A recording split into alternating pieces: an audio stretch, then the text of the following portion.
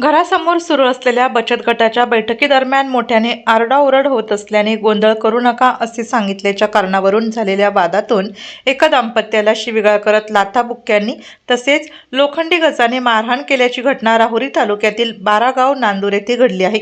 या प्रकरणी राणी सूर्यभान जाधव यांनी राहुरी पोलीस ठाण्यात फिर्याद दाखल केली असून त्यावरून 6 जणांविरुद्ध गुन्हा दाखल करण्यात आला आहे।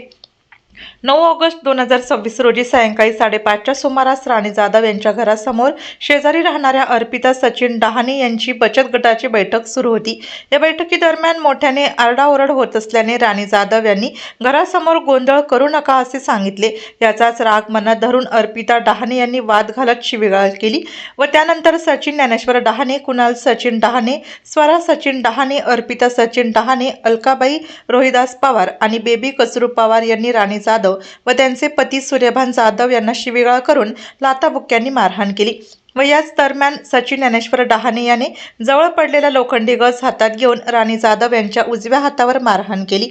तसेच सूर्यभान जाधव यांच्या उजव्या हातावर, पायावर व डोक्यावर लोखंडी गजाने मारहाण केली व तसेच दाम्पत्याला जीवे मारण्याची धमकी देण्यात आल्याचेही फिर्यादीत नमूद आहे। या प्रकरणी राहुरी पोलीस ठाण्यात गुन्हा रजिस्टर नंबर 906/2026 नुसार भारतीय न्याय संहितेतील कलम 118(1), 115(2), 352, 351(2), 191(1), 189(1) व 190 अन्वये गुन्हा दाखल करण्यात आला असून या घटनेचा पुढील तपास पोलीस निरीक्षक रवींद्र देशमुख यांच्या मार्गदर्शनाखाली सुरू आहे।